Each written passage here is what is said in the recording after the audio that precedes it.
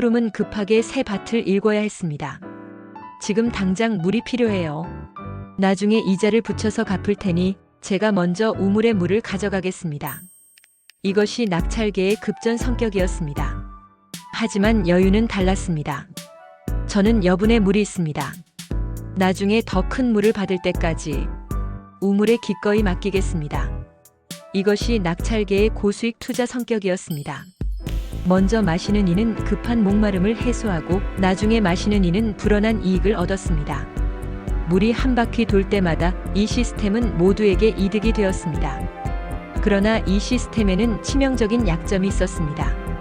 먼저 물을 가져간 이가 약속을 지키지 못해 우물에 물을 다시 채우지 못한다면 그 책임은 고스란히 공동체로 돌아왔습니다. 한번 깨진 신뢰는 걷잡을 수 없는 규모의 피해를 불렀습니다. 먼저 낙찰받은 사람의 신용 리스크를 통제할 방법은 없을까? 유일한 구원자는 서로를 향한 집단적 구속력이었습니다. 마을 어르신이 새로운 규칙을 제안했습니다. 이제 우물에 물을 쓰는 모든 사람은 마을 공동의 신뢰를 담보로 합니다. 한 사람의 약속은 모두의 약속이 될 것입니다.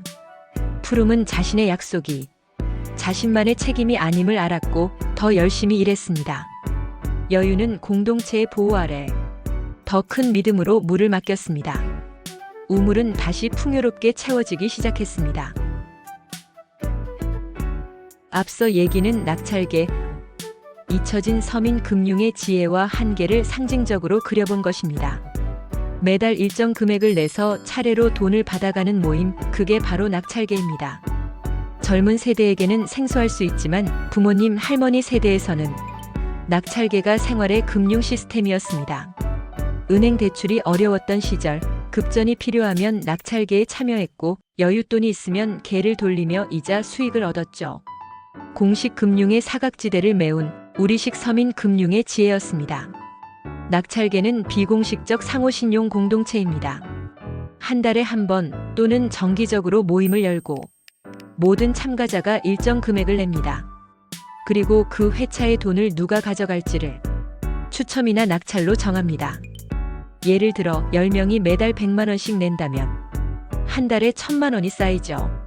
첫 달에는 급전이 필요한 사람이 나는 이번에 800만 원만 받을게요 라고 입찰을 합니다. 그럼 그 사람이 낙찰자가 되고 그가 받아간 1000만 원 중에서 200만 원은 나머지 사람들에게 이익금처럼 돌아갑니다.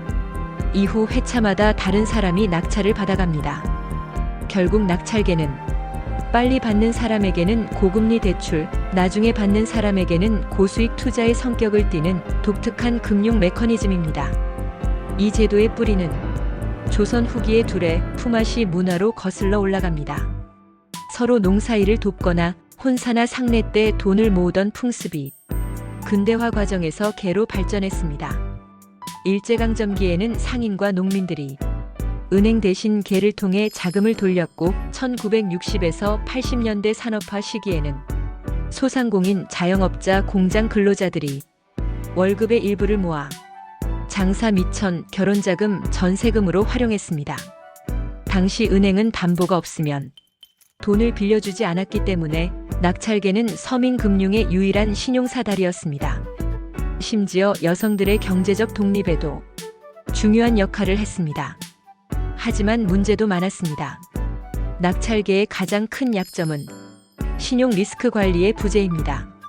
낙찰계가 초기에는 잘 돌아가다가 앞서 낙찰금을 받아간 사람들이 상환을 하지 않으면서 결국 계주가 돈을 메꾸지 못하고 야반도주하는 경우가 많았습니다. 1980년대에는 낙찰계 사기가 신문 사회면 단골 기사였습니다. 원인은 명확합니다. 처음 돈을 받은 사람이 사라지면 그 이후에 참가자들은 전액 손실을 보는 구조. 보증도 담보도 법적 구속력도 없었던 게 문제였습니다. 그럼에도 불구하고 낙찰계는 비공식 금융시장의 순기능을 수행했습니다. 공식 금융이 닿지 않는 계층의 유동성 공급, 서민 간 사회적 신뢰 기반의 금융 포용, 경제적 계층 간 비공식 자금 재분배 등이 대표적 순기능입니다. 즉, 공식 금융과 비공식 금융의 중간지대, 경제 생태계의 완충지 역할을 한 셈이죠. 이제 시선을 현대 금융으로 옮겨봅시다. 2000년대 이후 방글라데시의 그라민은행, 인도의 셀프 헬프 그룹, 케냐의 엠페사 같은 시스템들이 모두 낙찰계의 철학과 닮아 있습니다. 핵심은 집단의 사회적 압력과 신뢰 기반의 상호 책임입니다.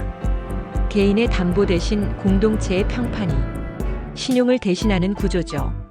이런 점에서 낙찰계는 한국형 마이크로 파이낸스의 원형이라 할 수 있습니다. 만약 IT 기술과 결합해 투명성을 높인다면 낙찰계는 다시 핀테크형 P2P 금융 모델로 부활할 수 있습니다. 예를 들어 블록체인으로 거래 기록을 투명하게 관리하고 AI가 참여자의 상환 이력을 평가해 자동으로 낙찰 순서를 조정한다면 낙찰계는 신뢰 기반의 디지털 커뮤니티 금융으로 진화할 수 있습니다. 낙찰계의 역사는 단순한 옛날 이야기로 끝나지 않습니다. 그 안에는 금융의 본질, 즉 신뢰와 연대가 담겨 있습니다. 은행은 시스템적 신뢰로 움직이지만 낙찰계는 사람 사이의 도덕적 신뢰로 움직였습니다. 그 신뢰가 깨질 때 붕괴했지만 그 신뢰가 있을 때는 누구보다 강했습니다.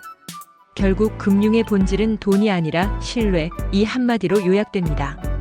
마무리하겠습니다. 낙찰계는 원시적이고 위험한 제도처럼 보이지만 그 속에는 공유경제의 씨앗, 마이크로 파이낸스의 철학, 그리고 금융 포용의 정신이 녹아 있습니다. 우리가 지금 만드는 새로운 금융 기술들, 핀테크, 블록체인, 디지털 신용평가, 결국은 사람과 사람 사이의 신뢰를 어떻게 재현할 것인가에 달려 있습니다. 과거 낙찰계의 실패에서 배운다면 미래의 금융은 더 인간적이고 따뜻해질 수 있을 것입니다. 이상입니다. 감사합니다.